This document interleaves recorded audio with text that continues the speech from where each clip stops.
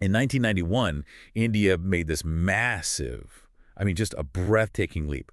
We dismantled the license raj, opened up the economy, and essentially bypassed all those sweaty, grinding factory floors that, built East Asia. Right, we just skipped over it. Exactly. We jumped straight into air-conditioned IT parks and services. And at the time, it looked like an absolute masterstroke, like we were leapfrogging. But here we are 35 years later, and that single policy trajectory is the exact reason why something like 285 million Indians are currently registered on the eShram portal. Operating completely in the informal sector. Yeah, with zero Social Security. So welcome to this deep dive, and I am talking directly to you, the listener. We know exactly why you are here. You're gearing up for the Indian Economic Service, the IES 2026 exams. You're staring down the barrel of General Economics Paper 4. Right. GE-04, the Indian economy. And that 1991 leapfrog is, well, it's the perfect framing because it illustrates the fundamental nature of this paper. We're not here today to do a first-pass reading of the syllabus. No, not at all. We assume you already know what a fiscal deficit is. We assume you know what the basic acronyms stand for. So this session is, it's a masterclass in synthesis because examiners evaluating the GE-04 paper, they aren't looking for just, regurgitated facts. Like they want to see the connective tissue. Exactly. They are testing your ability to see how a policy shift in one sector like trade liberalization in 1991 sends these massive shockwaves through the labor market like 3 decades later. I always tell candidates to stop looking at the syllabus as a table of contents. You have to start looking at it as an ecosystem. Yeah, it's all connected. You have to understand the causal chains. If the examiner lays out a scenario regarding, say, rural distress, and you only discuss the immediate localized impact on crop yields, you have lost the game. You're leaving so many marks on the table. Exactly. You have to demonstrate that you understand the macro-level reverberations. So our mission today is to map out those hidden intertopic linkages, dodge the known exam traps where people always bleed marks, and drill 5 high-probability question predictions for the upcoming exam. Sounds like a plan. So let's jump right into the first causal chain, the pathway from agricultural fragmentation to urban poverty. What are the mechanical steps an examiner expects to see here? Well, the linkage begins out in the rural hinterland, right? Specifically with the structural crisis of landholding. The data shows that the average operational landholding in India has fragmented down to roughly 1.08 hectares. Which is tiny. It's incredibly small. And when you pair that severe fragmentation with high input costs and, climate vulnerability, the marginal product of labor on those small holdings essentially drops to 0. We were talking about massive disguised unemployment. Right. And this agricultural distress acts as the primary push factor. It physically and economically repels surplus labor away from the village. But to secure marks in GE-04, you must immediately bridge this push factor to the Harris-Tadaro framework. Okay, let's unpack the mechanics of Harris-Tadaro, because candidates often just name drop it without explaining the math. Oh, constantly. The model dictates that a rural worker doesn't just migrate because they are poor. They migrate based on the expected urban wage. Right, the expectation is key. And that expectation is a calculation. It's the formal urban wage multiplied by the probability of actually landing that formal job. So even if open unemployment in the city is super high, the mere mathematical probability of escaping rural destitution makes packing up and moving a rational economic choice. The rational choice, however, meets a pretty harsh structural reality upon arrival. And this is the crux of the causal chain. Because India's manufacturing sector has historically stagnated at around, 17% of GDP? Yeah, right around there. So it's failing to act as a sponge for low-skilled labor. These migrants do not end up on formal assembly lines. They swell the ranks of the urban informal sector. Which is why approximately 90% of India's workforce operates informally, as street vendors, gig workers, daily wage laborers. Exactly. The chain moves from fragmented land to rational migration to informal absorption. But let me push back on this framing for a second. If this migration is overwhelmingly a push phenomenon driven by sheer rural misery, why do we see massive urban agglomerations like Mumbai or Bengaluru growing at such a phenomenal sustained rate? It's a great question. Blaming failing agriculture feels like half the story. There are incredibly powerful pull factors structurally built into these cities, aren't there? That is a critical distinction, and bringing that dual framework into your exam answer separates a good essay from a phenomenal one. The push factor explains the volume of migration, but the agglomeration economy explains the destination and the sustained growth. Right. Large agglomerations account for 42.3% of all urban residents in India. When you cluster capital, infrastructure, and millions of workers in a dense geographic area, you trigger knowledge spillover. You create incredibly thick labor markets. Exactly. Firms can find exactly the specialized skills they need almost overnight, and workers can move horizontally between firms. This drives up overall productivity, which creates this self-reinforcing cycle of investment. So the city becomes a massive gravity well. It pulls people in because it's economically efficient, even if the living conditions for the new arrivals are brutal. Highly brutal, yeah. And that brutality is where the examiner will tie this entire chain into poverty measurement, specifically the Multidimensional Poverty Index, or MPI. The transition from the informal labor market to the MPI is seamless in an exam context. Because these migrants are operating at, subsistence wages in the informal sector, they are forced into the 65 million strong population of slum dwellers. And the MPI doesn't just look at income. No, it measures deprivations across health, education, and living standards. It looks at whether the floor is made of dirt, whether there is access to clean cooking fuel, sanitation, and drinking water. And those are the exact structural failures of a slum. So the causal chain is complete. You start with 1.08 hectares of fragmented rural land, Which forces a Harris-Todaro migration. right, leading to informal urban employment, Which traps the worker in a slum. directly triggering the living standard deprivation indicators of the MPI. I mean, if a question asks about urban poverty, your opening paragraph needs to be about agriculture. That is exactly the connective tissue we are talking about. So let's pivot to the second major causal chain, which is the macrofiscal nexus. Oh, this is the granddaddy of macroeconomic linkages. It really is. The dominoes fall from the fiscal deficit through inflation into RBI monetary policy and crash right into the exchange rate. Walk us through the gears of this machine. It begins with the government's fiscal posture, specifically the Fiscal Responsibility and Budget Management, or FRBM, framework.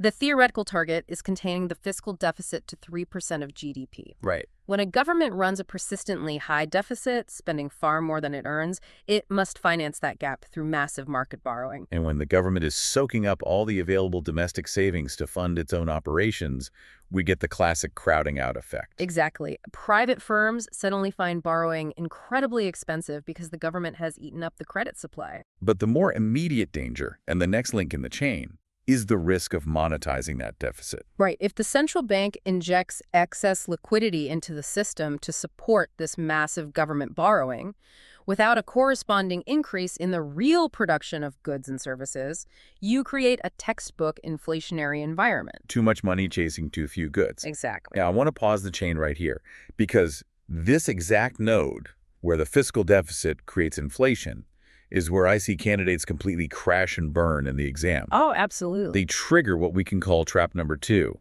the 3% versus 4% target blur.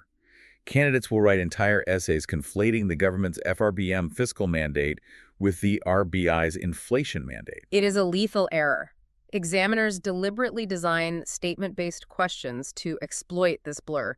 You must maintain an ironclad separation in your mind. Because they are two very different things. Very different. The RBI operates under a statutory mandate for inflation targeting, which is set at 4% on the Consumer Price Index, or CPI, with a tolerance band of plus or minus 2%. Right. The FRBM target of 3% belongs strictly to the fiscal policy domain of the Finance Ministry. I mean, if you suggest that the RBI is utilizing monetary policy to bring the fiscal deficit to 4%, you are demonstrating a fundamental misunderstanding of the institutional architecture. You're mixing up the steering wheel and the brake pedal. Okay, so keeping those institutional boundaries clear, let's resume the chain. Okay. The government has run up the deficit, inflation is spiking. The RBI looks at its 4% CPI target and realizes it has to act. What is the mechanism? The RBI deploys contractionary monetary policy. They hike the repo rate, making borrowing more expensive to cool down aggregate demand. But, the examiner isn't just looking for the domestic impact. Right, they want the international linkage. Exactly. When Indian interest rates rise relative to the rest of the world, it alters the calculus for global investors. Because global capital is entirely yield-seeking. If Indian bonds are suddenly offering higher returns because of the repo rate hike, we see an influx of foreign portfolio investment, or FPI. And to buy those high-yielding Indian assets, foreign investors must sell their dollars and buy Indian rupees. Which creates a massive surge in demand. Right, causing the rupee to appreciate. Which feels like a victory for a second until you look at the export sector. Yeah, that's where the pain hits. An appreciated rupee means our goods just became significantly more expensive on the global market. And foreign imports just became cheaper for domestic consumers. Which subsequently widens the current account deficit. So, follow the logic all the way through. A government's decision to overspend domestically, breaching that 3% FRBM target, ultimately results in damaging the competitiveness of an Indian exporter trying to sell textiles in Europe. It's wild when you put it like that. But it's true. If you can meticulously document that causality at each node in a 20-mark answer, you are showcasing a top-tier understanding of macroeconomics. Speaking of institutional architecture, let's explore another massive trap candidates fall into. Trap number 1, the dual face of GST. This one catches so many people off guard. The goods and services tax is a chameleon in the GE-04 paper. If a candidate sees the acronym GST in a prompt, their brain often autofills a generic essay about one nation, one tax. Yeah, they just go into autopilot. They write a standard tax reform answer, regardless of what the specific keyword in the question demanded. You must read the prompt defensively. GST has two distinct analytical faces. If the question's keyword targets tax reform, your structure must focus entirely on economic efficiency. Right. You discuss how the input tax credit mechanism eliminates the cascading effect, or, the tax-on-tax phenomenon. You analyze revenue buoyancy, showing how the stabilization of GST collections provides predictable capital for the state. And crucially, you highlight the formalization of the economy, how the digital trail of GST compliance forces previously informal, cash-based businesses into the formal tax net. But if the keyword in the prompt is fiscal federalism, and you write that essay about input tax credits, you score a 0. You are answering a question the examiner didn't ask. Exactly. If the angle is fiscal federalism, the essay is about sovereignty and trust. You must analyze how states permanently surrendered their constitutional taxation powers to join this regime. You have to discuss the mechanics of the compensation cess. Yes, and the massive trust deficit that occurred during the pandemic when the center delayed those compensation payments due to revenue shortfalls. Furthermore, the GST Council must take center stage in your answer as a unique constitutional experiment in cooperative federalism. Balancing the voting weights of the center and the states. Precisely. That naturally flows into another institutional trap. Trap number 3, the Finance Commission versus NITI Aayog. Since we are on the topic of fiscal federalism and state revenues, I constantly see students conflating the roles of these two bodies when discussing how resources are distributed to the states. This usually happens because candidates carry over the historical baggage of the old Planning Commission. Right, they assume NITI Aayog just took over all those old powers. But the boundaries today are absolute. The Finance Commission is a constitutional body mandated by Article 280. Its legal function is the actual devolution of taxes. It determines the formula for how the divisible pool of central taxes is shared vertically between the center and states and horizontally among the states. It controls the actual flow of statutory funds. NITI Aayog, on the other hand, doesn't control the purse strings. It has zero financial powers for devolution. NITI Aayog is an executive think tank. It fosters cooperative federalism through policy design, creating competitive indices, and providing strategic long-term guidance. So if you write that NITI Aayog allocates funds to poorer states, you are signaling to the examiner that your knowledge of Indian institutional economics is a decade out of date. It's an instant red flag. That's a fantastic pivot point into our rapid prediction drill. We're going to integrate our predictions with the traps and chains we've discussed. Prediction 1 is directly tied to this constitutional architecture. Federal finance and the 16th Finance Commission. Exactly. Because the 16th FC is currently active and deliberating the framework for 2026 to 2031, it is a highly probable target. The predicted question is, assess the horizontal devolution criteria of the finance commissions, focusing on the equity critique. The keyword here is critique. You cannot simply list the parameters. A comprehensive 20-mark answer must contrast the historical approach of the 15th FC with the emerging priorities of the 16th FC. Right. The 15th FC leaned heavily into the concept of income distance, assigning it a massive 45% weight in the devolution formula. Let's explain the mechanics of income distance for a second. It essentially calculates the distance of a specific state's per capita GSDP from the state, with the highest per capita GSDP. It is a mathematical engine for wealth redistribution. It deliberately takes capital generated by wealthier, highly industrialized states and funnels it to poorer states to help build their baseline capacity. It is the ultimate expression of the equity mandate. However, the 16th FC has initiated a subtle but highly significant shift. They have reduced the weight of income distance slightly to 42.5%. Which doesn't sound like much, but it's huge. And more importantly, they scrapped the old tax and fiscal effort parameter and introduced a brand new criterion, contribution to GDP, assigning it a 10% weight. This is a seismic shift in philosophy. By explicitly rewarding contribution to GDP, the Commission is pivoting toward efficiency. And this is exactly what the southern states and heavily industrialized states have been demanding for years. The equity critique your essay must center on is this profound tension. Poorer states desperately need the redistributive funds to build infrastructure and human capital, but the performing states argue they are being perpetually penalized for their own economic success and demographic control. The inclusion of contribution to GDP at 10%, alongside maintaining demographic performance at 10%, which rewards states that have successfully lowered their fertility rates, shows the 16th FC attempting to thread a very fine needle. It is a balancing act between the moral imperative of equity and the economic necessity of efficiency. Your answer must explore that political and economic friction in detail. Okay, let's move from the friction between states to the friction between India and global trade bodies. This brings us to trap number 4, which is a live policy issue. The WTO subsidies trap. Yes, specifically the green box versus amber box debate surrounding India's food security program. If an agricultural question comes up, candidates usually just write about domestic fiscal savings and ignore the geopolitical pressure entirely. And ignoring the WTO Agreement on Agriculture, or AOA, is a massive oversight. The trap lies in misclassifying the nature of the subsidy. Right. The WTO categorizes domestic agricultural support into different boxes. The green box contains subsidies that are decoupled from production, meaning they do not distort global trade. India's PM Kisan, which is a direct income transfer to farmers regardless of what or how much they grow, is a textbook green box subsidy. It is fully compliant with international rules. But the amber box is where the alarm bells ring. The amber box contains price support mechanisms that actively distort market realities.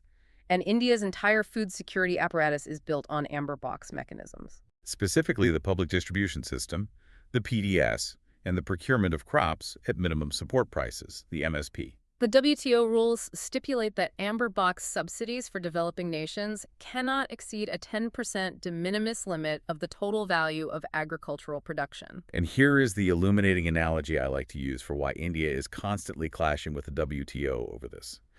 Imagine you are forced to go grocery shopping in 2026, but your credit card limit is hard-coded to the prices of goods from 1986. It's absurd. That is what the WTO is doing. They calculate that 10% limit based on fixed external reference prices from the years 1986 to 1988. It completely ignores decades of global inflation. The mathematical reality is that when India procures wheat or rice today at modern prices to feed hundreds of millions of vulnerable citizens, we instantly breach that 10% limit because the denominator is trapped in the 1980s. Which is why our MSP program is under constant legal assault.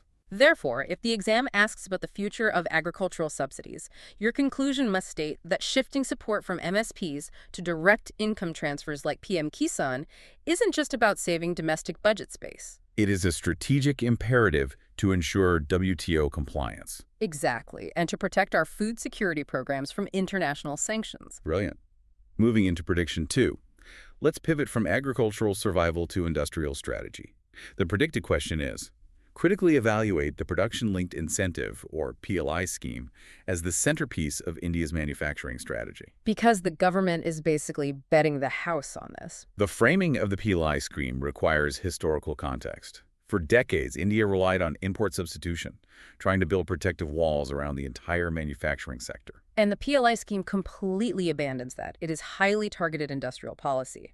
Think of it as administering steroids to very specific, high-potential economic muscles. It isolates 14 strategic sectors, such as mobile phone assembly, active pharmaceutical ingredients, and advanced chemistry cell batteries. With a massive financial outlay of 1.97 lakh crore rupees. And the mechanism is what's fascinating here. Yeah, it doesn't just hand companies money to build a factory. Right. It gives them a financial incentive, roughly 4 to 20%, strictly on the incremental sales value over a base year. You only get paid if you actually produce and sell more goods. It rewards output, not just capital expenditure. And the initial outcomes are undeniable. It has aggressively attracted foreign direct investment and forcibly integrated India into global value chains. Particularly with massive players in electronics manufacturing setting up shop. You must highlight this employment multiplier effect in your answer. Manufacturing has a far higher capacity to absorb the semi-skilled labor migrating out of agriculture than the high-tech services sector does. The data absolutely backs that up, though there's a critical caveat you have to include if the prompt says critically evaluate. Yes, the fine print. We are celebrating the boom in mobile phone exports, but if you look under the hood, we're largely just an assembly hub right now. The core plant engineering, the engineering procurement and construction, or EPC, is still heavily dominated by foreign technology. We import the high-value components, snap them together using cheaper Indian labor, and export the finished product. That is the vulnerability an examiner wants you to expose. Assembly-led growth is a valid first step, but it is not the end game. A top-tier answer must argue that the PLI scheme will only be a true structural success if it leads to technology internalization and the creation of a deep domestic ecosystem for component manufacturing, like fabricating our own printed circuit boards and semiconductors. We must move up the value chain, not just the volume chain. Let's shift from industrial capital to corporate health. Prediction 4 is about the chronic illness of the Indian banking sector. Non-performing assets. Yes, the predicted question. Assess the outcomes of NPA resolution under the Insolvency and Bankruptcy Code. The biggest mistake a candidate can make here is writing a 2016 essay in 2026. Because things have changed. Drastically. The original Insolvency and Bankruptcy Code was a watershed moment, but it became bogged down by judicial delays and immense value erosion as cases dragged on for years.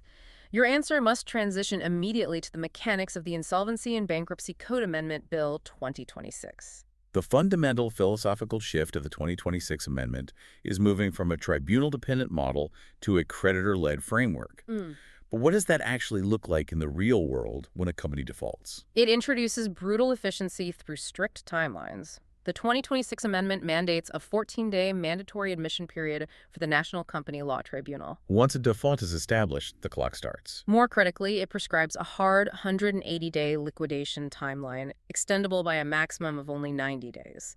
The goal is to stop the bleeding. If a business is not viable, you liquidate it rapidly before the underlying assets depreciate to zero, thereby maximizing recovery for the creditors. And taking that a step further, you have to mention the two structural additions that reflect the modern complexity of Indian business. First, the group insolvency framework. That was a huge missing piece. Previously, if a massive conglomerate collapsed, the law treated every subsidiary as a separate, isolated bankruptcy, which was a nightmare for resolving interconnected supply chains and cross-guarantees.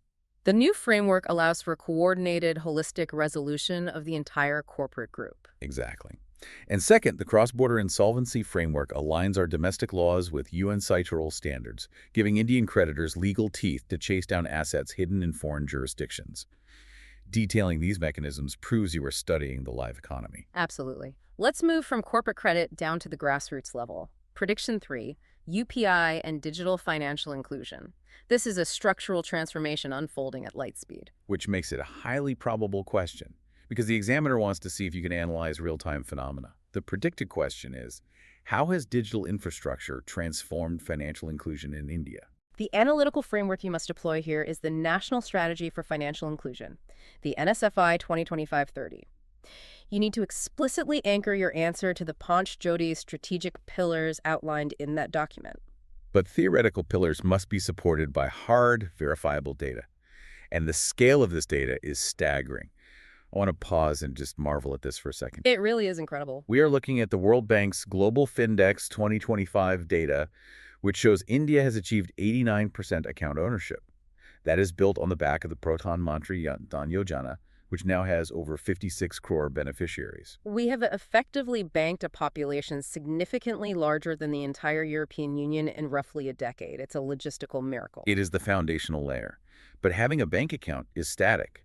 The digital infrastructure, specifically the unified payments interface built on the India stack, is what made that foundation dynamic. UPI reduced transaction costs to effectively zero. It allowed a street vendor to participate in the formal digital economy without the exorbitant fees of a point-of-sale machine. And from an exam perspective, you should note that this digital public infrastructure is now a major geopolitical export, with nations like Namibia actively adopting the UPI architecture. The data is phenomenal, but I have to play devil's advocate here, because the examiner will demand a critical analysis. Opening a bank account and scanning a QR code for a cup of tea does not mean the bank is going to give you capital to expand your business. Right, there is a massive disconnect when we look at the credit-to-deposit ratios in rural branches. And that is the exact critique you must write.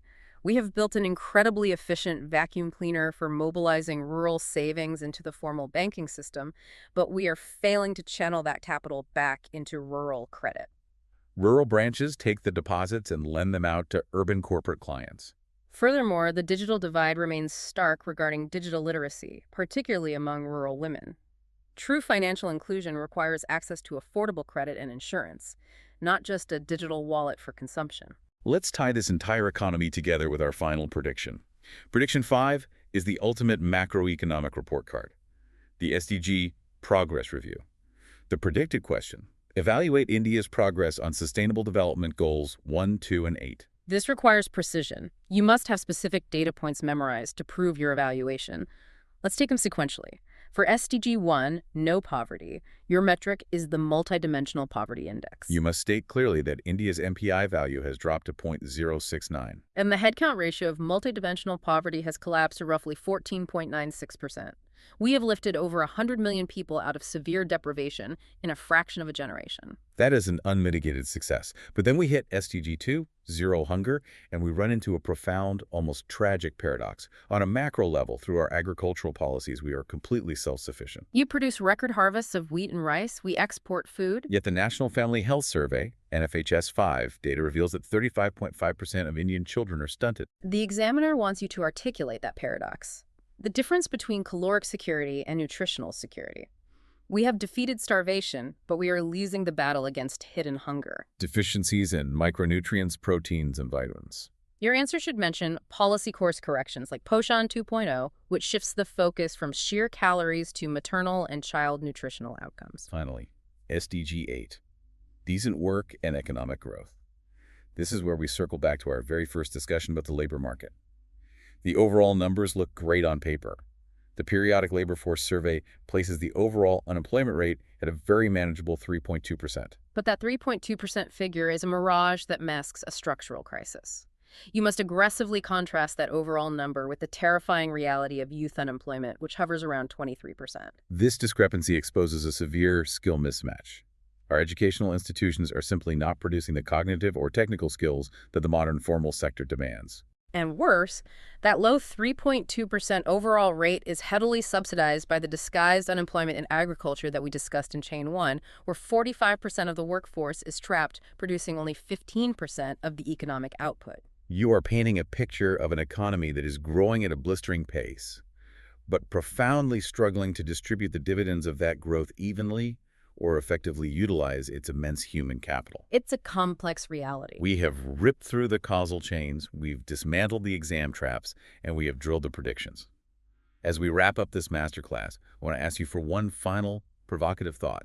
Give the listener something complex to chew on before they walk into that exam hall. I want you to consider a phenomenon I call the Schrodinger's economy. It's a fascinating macroeconomic paradox visible in recent data.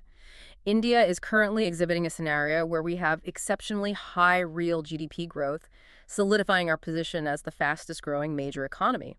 But simultaneously, we are experiencing slowing nominal GDP growth. That immediately sounds contradictory.